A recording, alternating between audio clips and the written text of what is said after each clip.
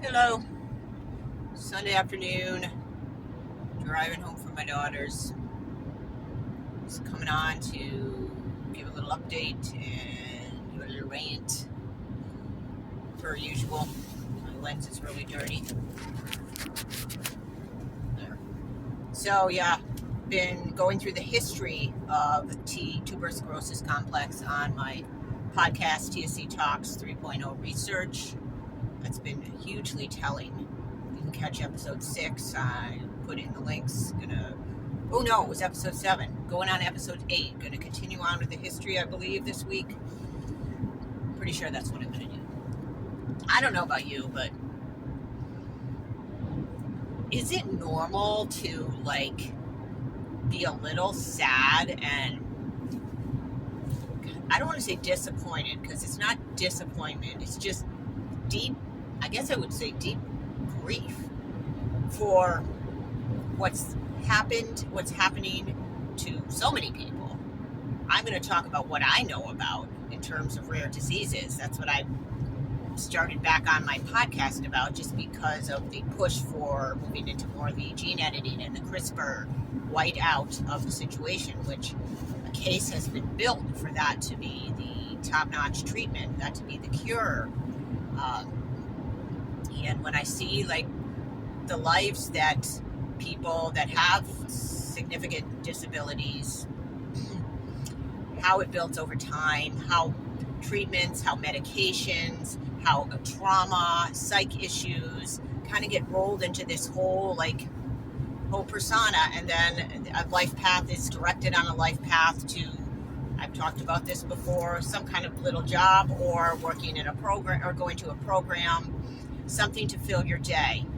And then you might live in a group home or shared living or with your parents or however, but not independent. So you're relying on the system. You're in a cultivated reality. You're kept busy, and there's a whole network of employment that is around you, that you're generating an opportunity for people to be employed, working on your behalf, so to speak. But it really is kind of a Truman Show. And as other people in your life, that other young adults go on and they go off into the world and whatnot, it's like you're in a different reality. And most of the people that end up that I've known that go on and live their lives, the young adults that are the same age as the people I'm talking about, they don't begrudge someone that's on this path anything, but I don't think that they have any understanding of the divide, how very, very different it is, and how we've been led along like frogs in a frying pan into this cultivated reality narrative that this is the best we can do with this population. We kind of steamroll them onto the meds. Nobody really knows what's going on because we haven't integrated the mind, body, and spirit into our medical system. So it's piecemeal. They're putting out brush fires. They're trying this, trying that. So of course, let's just white it out and start over with gene editing. And it's really sad to me that this is it's layers and layers and layers of deception. Little deceptions, little half-truths. Think about how many times you don't tell someone the truth. You can't tell them the truth. They can't handle the truth. Their whole worldview would fall apart if they accepted the truth. And who among us completely knows the truth at this point? People are waking up. They're discovering more and more and more. And once you see it, you can't go back. For instance, the whole, how they glossed over all the Masons, stolen so much and glossed it over and rewritten history and erased our roots, tried to, but it's not going to work. I feel like it's just not going to work in the long run. It might, we want to take our bodies and the fact that we are part of the earth, we are working together with the frequencies and the energy of the earth, and we want to go to another planet. We want to go explore Mars or whatnot, and in this horizontal evolution, not an up and down. We're evolving up, but the world wants us to evolve horizontally. That's what I'm saying. So I can see the narratives are set, but people are paying attention. It's heartbreaking. It's heartbreaking to see what could have been if I was educated from the beginning. I had the full understanding of our biofield, of our human being, of the full mind, body, spirit is all connected, that there is a lot of ways that you can manage situations and issues without medication, without relying on the kind of cut and dice, hard ass tools of the industrial medicine, Rockefeller medicine. And even if someone comes in with a significant disability, there's so much more that can be done if we just take it all into account, our whole being, and look at the big picture, because there always is a reason why something's going awry. We're not in a vacuum. We're influenced by our environment.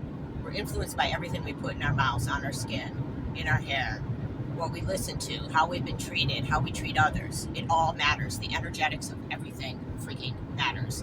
And we want to pretend, and I'm not saying you are doing, we collectively have been ramrodded into this idea, frog in a frying pan, over time, that the medical system, so I was talking to someone, they told me the medical system is wonderful because from their experience, it has helped them, because they don't know the whole history of what's been suppressed, oppressed, and beaten down and taken away. And to them, for a particular incident, it was very helpful. And that is 100% true for people, because we've been led along.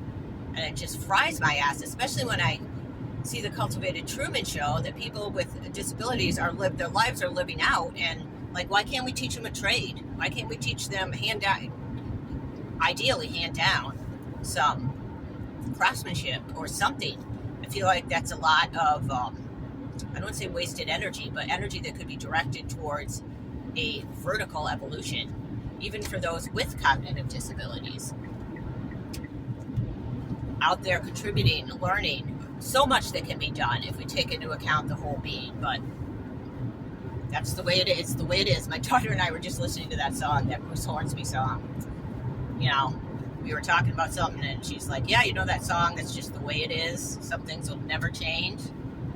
Maybe this is our opportunity to wake up to all of it and change it.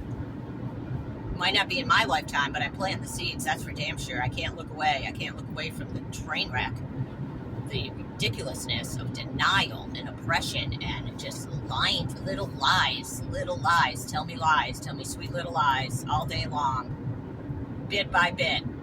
When I've been someone in the past, I had a rough past, not rough in poverty type ways, and I could have been way worse, but a lot of trauma, a lot of emotional abuse, and I myself perpetrated things that I'm not proud of, but I have that understanding of the depravity and the depths of desperation that people are living in, where they're working against themselves and not on their own behalf. And that's kind of led to like almost work against ourselves as these beautiful divine beings that we're here to be, to experience, to live in this realm and body.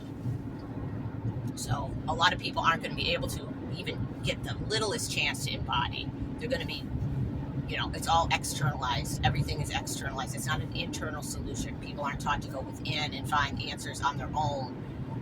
They're taught to look at the leaders, look at the external. I need that. I want that. I must have that. This is what I'm supposed to do next. And this is how my life's supposed to go. It's supposed to look like this. If it's not, and it just is so limiting. It's so limiting when we don't consider the soft tissue, the energetics, the fascia, the musculature, the aura, the biofield, all of it, the epigenetics, the things that we're swimming in, the biosphere. We just write it off and want to white it out and make it simple and take the shortcut. Comfort, easy. Don't sweep up the room, just sweep it under the rug and keep on trucking. I know it can be a real heartbreaker when you see it.